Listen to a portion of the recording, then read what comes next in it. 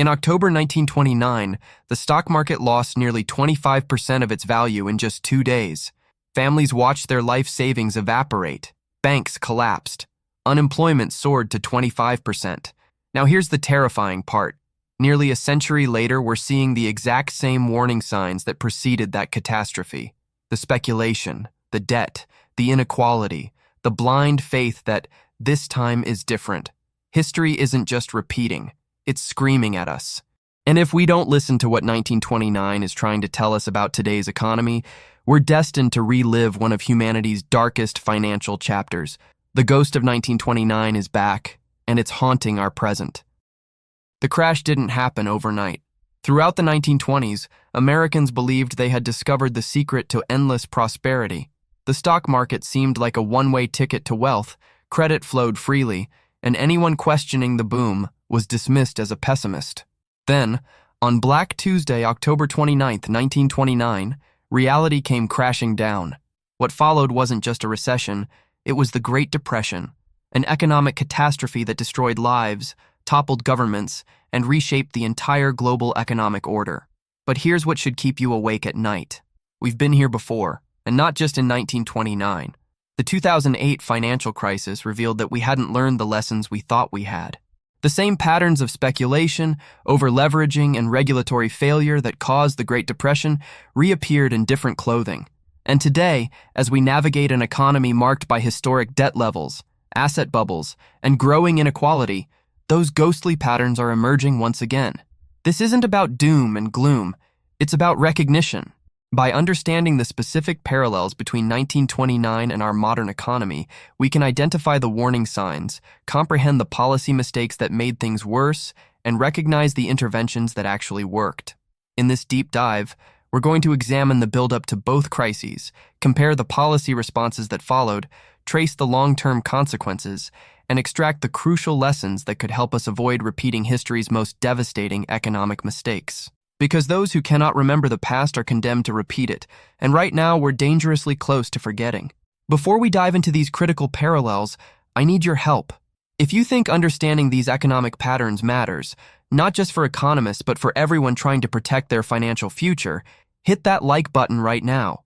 It pushes this content to more people who need to see it, and drop a comment below. Which economic warning sign concerns you most? Is it the debt levels, the asset bubbles, the inequality, or something else entirely? Your perspective matters because we're all navigating this together. Subscribe to the channel so you don't miss the follow-up analysis, because what we're about to uncover will change how you see today's economy. Now, let's begin with how these crises were built, piece by dangerous piece. The buildup. The 1920s were intoxicating. America had emerged from World War I as an economic powerhouse, and the decade that followed seemed to prove that prosperity had no limits. The stock market became the national obsession. Between 1924 and 1929, the Dow Jones Industrial Average surged from 95 to 381, a staggering 300% increase in just 5 years. But beneath this glittering surface, dangerous forces were accumulating like pressure in a fault line. Credit became absurdly easy to obtain. Margin buying, purchasing stocks with borrowed money, became commonplace, with investors putting down as little as 10% of a stock's value and borrowing the rest. By 1929, margin debt had reached $8.5 billion, or nearly 10% of the entire U.S. economy. People who had never invested before were borrowing money to bet on stocks they didn't understand, convinced that prices would climb forever. Banks, eager for profits, fed the frenzy with loose lending standards. Sound familiar? Meanwhile, wealth was concentrating at the top at an alarming rate. By 1929, the wealthiest 1% of Americans owned 40% of the nation's wealth. The top 0.1% saw their incomes grow by 75% during the 1920s, while the average worker's wages stagnated. This inequality wasn't just unfair, it was structurally dangerous. When wealth concentrates at the top, consumption can't keep pace with production, creating fundamental economic imbalances. Corporate profits soared, but they weren't translating into broadly shared prosperity. Factories were producing more goods than ordinary Americans could afford to buy. Agricultural prices had been falling throughout the decade, devastating farmers. But Wall Street didn't care about these warning signs. The prevailing wisdom was that we had entered a new era where old economic rules no longer applied. Irving Fisher, one of the most respected economists of the time, declared just days before the crash that stocks had reached a permanently high plateau. Now fast forward to the years leading up to 2008. The parallels are haunting. Instead of stock speculation, we had housing speculation. Americans believed that home prices could only go up, and the financial industry constructed an elaborate system to profit from that belief. Subprime mortgages, loans given to borrowers with poor credit, were packaged into complex securities and sold worldwide. Banks were lending to people who clearly couldn't afford repayment, using the same rationalization as 1920s brokers. The underlying asset would always increase in value. Leverage was back with a vengeance. Major investment banks were operating with debt-to-equity ratios of 30 to 1 or higher, meaning they had borrowed $30 for every dollar of their own capital. This made massive profits possible during good times, but guaranteed catastrophe when the music stopped. Just like the 1920s, regulatory oversight had been systematically dismantled. The Glass-Steagall Act, passed after the Great Depression to separate commercial and investment banking, was repealed in 1999. Derivatives markets, which would prove central to the crisis, operated largely outside regulatory frameworks. And once again, wealth inequality had reached levels not seen since, you guessed it, 1929. By 2007, the top 1% held about 24% of all income, approaching the 1929 peak. Middle-class wage growth had stagnated for decades, while corporate profits and executive compensation soared. The same dangerous disconnect between asset prices and underlying economic fundamentals had returned. Housing prices had doubled in many markets between 2000 and 2006, far outpacing income growth or any rational valuation. Both eras featured sophisticated arguments about why this time is different.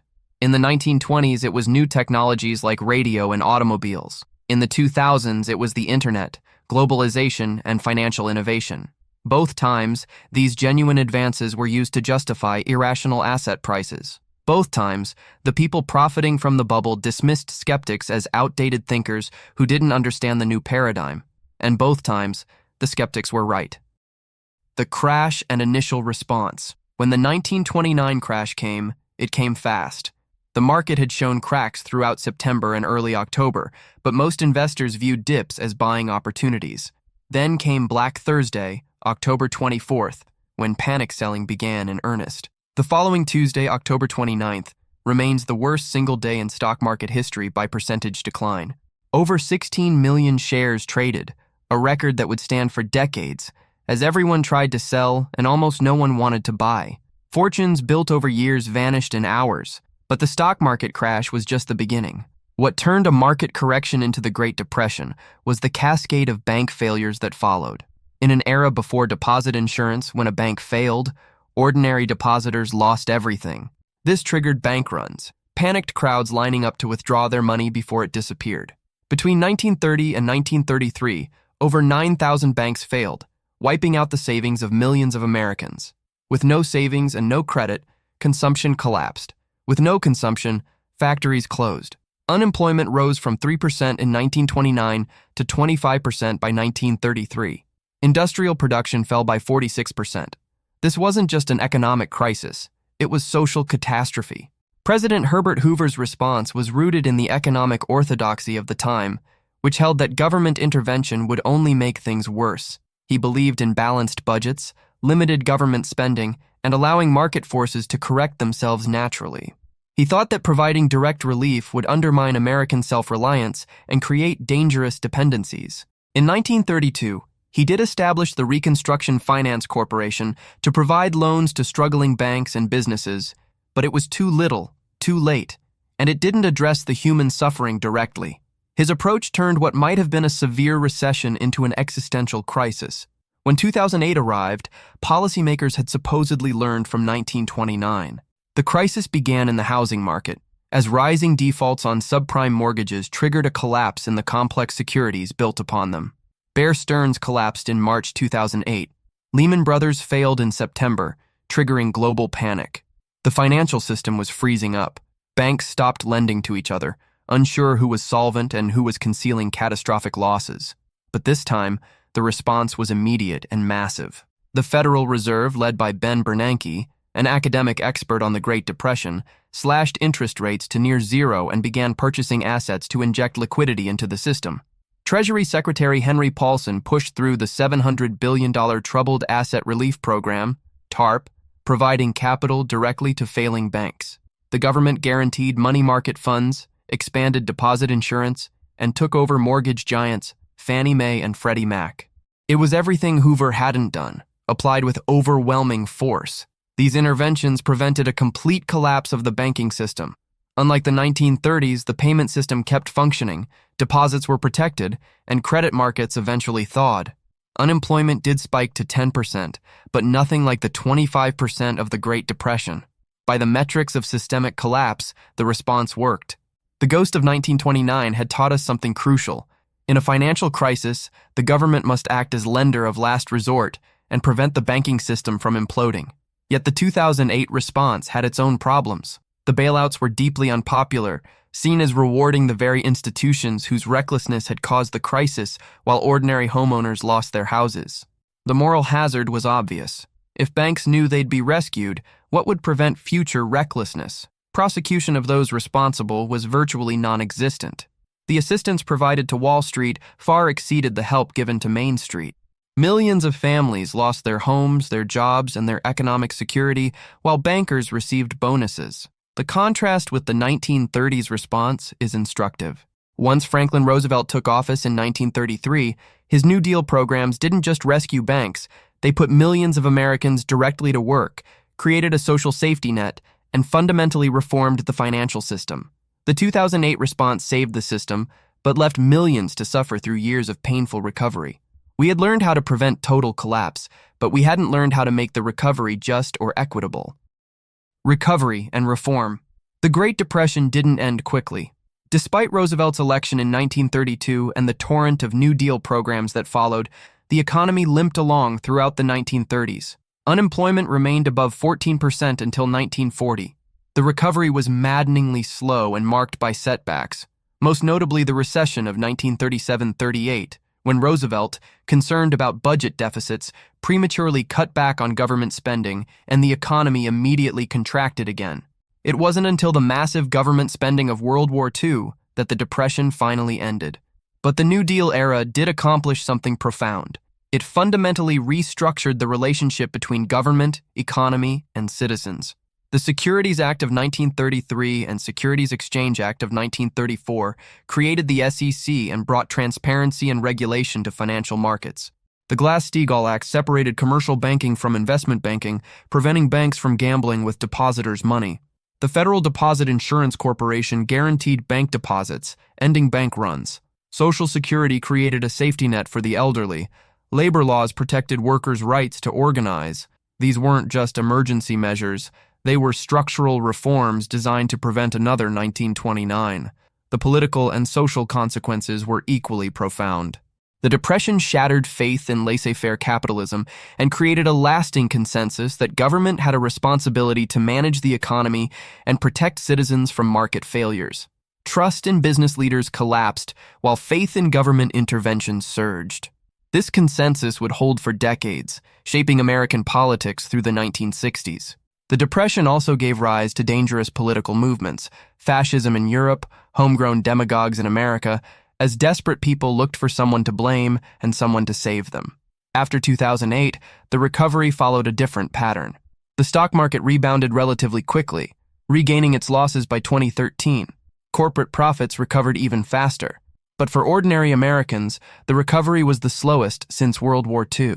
It took until 2014 for unemployment to return to pre-crisis levels, and many jobs that returned paid less than the ones that disappeared. Median household income didn't recover to 2007 levels until 2016, nearly a decade lost. The Federal Reserve's response defined the recovery. With interest rates already at zero, they turned to quantitative easing, purchasing massive quantities of bonds to inject money into the economy. Between 2008 and 2014, the Fed's balance sheet expanded from under $1 trillion to over $4 trillion. This unprecedented monetary experiment prevented deflation and supported asset prices, but it also had distributional consequences. Those who owned assets, primarily the wealthy, saw their wealth recover and grow. Those who depended on wages saw stagnant incomes and diminished opportunities. Structural reforms after 2008 were limited compared to the New Deal. The Dodd-Frank Act of 2010 increased financial regulation, created the Consumer Financial Protection Bureau, and required banks to hold more capital. But it was a far cry from the fundamental restructuring of the 1930s. Glass-Steagall wasn't restored. The too-big-to-fail problem wasn't solved. The largest banks emerged from the crisis even larger. Financial industry lobbying weakened many of Dodd-Frank's provisions before they were even implemented. The social and political aftermath echoed the 1930s in troubling ways. Trust in institutions, government, banks, corporations, media, collapsed. The Tea Party movement emerged on the right, the Occupy Wall Street movement on the left, both reflecting fury at the bailouts and the broader sense that the system was rigged. Rising populism, nationalist movements, and political polarization followed, creating the conditions for dramatic political upheavals. Brexit, the Trump presidency, and the rise of far-right and far-left movements across Western democracies all trace part of their origins to the 2008 crisis and its aftermath. Both the 1930s and the post-2008 era revealed a fundamental challenge. How do you reform a system when the people who benefit most from that system hold enormous political power? The New Deal succeeded partly because the Depression had so thoroughly discredited the old order. After 2008, the financial sector's political influence remained largely intact, limiting the scope of reform. We learned how to prevent immediate collapse, but failed to build the resilient, equitable system that might prevent the next crisis. Lessons and looking forward. So what does the ghost of 1929 have to teach us? First, that economic crises follow patterns, and those patterns are visible if we're willing to look. Every major crash has been preceded by excessive speculation fueled by easy credit, growing inequality that creates structural imbalances, financial innovation that obscures risk, and a widespread belief that this time is different. We've seen this pattern in 1929 and 2008, and we're seeing elements of it today in cryptocurrency speculation, meme stock frenzies, and asset prices that seem disconnected from underlying economic realities. Second, when crisis hits, decisive government action is essential. Hoover's hesitation taught us that hoping for market self-correction during a financial panic is catastrophic.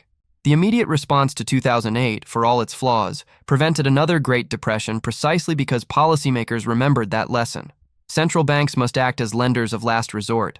Governments must prevent cascading bank failures. Waiting for markets to heal themselves means watching economies collapse and societies fracture. But there's a corollary lesson we've struggled to learn. Crisis response must address not just system stability, but also justice and equality. Saving banks while abandoning ordinary people creates political backlash that can be as dangerous as the economic crisis itself. The New Deal understood this. It didn't just rescue the financial system, it put people to work, created safety nets, and reformed the system to make it more equitable. The 2008 response failed this test, and we're still living with the political consequences. Third, prevention is both possible and politically difficult. We know what conditions create financial crises: excessive leverage, inadequate regulation of complex financial instruments, misaligned incentives that reward short-term risk-taking, and inequality that creates unsustainable consumption patterns. But implementing preventive policies requires acting when times are good, when the politically powerful are profiting from the very conditions that create systemic risk. It means regulating what appears to be working, taxing what appears to be succeeding, and restricting practices that are making people rich. That's a hard political sell. Fourth, beware the false lessons. After 2008, many concluded that massive monetary stimulus was the solution to any economic problem. But quantitative easing has side effects. It inflates asset prices, primarily benefiting the wealthy, and creates dependencies that make it difficult to normalize monetary policy. Similarly, the lesson of 1929 isn't simply that government spending is always good, or that markets are always wrong. It's more nuanced. Markets are extraordinarily efficient at many things, but prone to periodic manias, and government intervention is essential during crises, but must be well designed to avoid creating new problems. Looking at today's economy, the warning signs are visible. Household debt, corporate debt, and government debt have all reached historic levels. Asset prices in stocks, housing, and other markets have surged well beyond historical relationships to earnings or income. Wealth inequality has returned to levels not seen since 1929. Financial innovation, from algorithmic trading to cryptocurrencies to complex derivatives, has once again created systems whose risks are poorly understood and inadequately regulated. And once again, there's widespread belief that somehow the old rules don't apply anymore. This doesn't mean a crisis is inevitable or imminent, but it does mean the conditions exist for one, just as they did in 1929 and 2008. The question is whether we'll recognize the patterns in time and whether we have the political will to act on them. For individuals, the lesson is to maintain skepticism during boom times, avoid excessive leverage, and remember that assets that seem to only go up can also go down. For policymakers, it's to implement counter-cyclical policies that restrain excess during good times and provide support during bad ones. The ghost of 1929 isn't haunting us to scare us, it's trying to teach us. History doesn't repeat exactly, but the underlying dynamics of human psychology, market forces, and political economy create patterns that recur across generations. Understanding those patterns won't prevent every crisis, but it can help us recognize warning signs, respond more effectively when trouble comes, and build systems that are more resilient and equitable. The question is, are we finally willing to listen?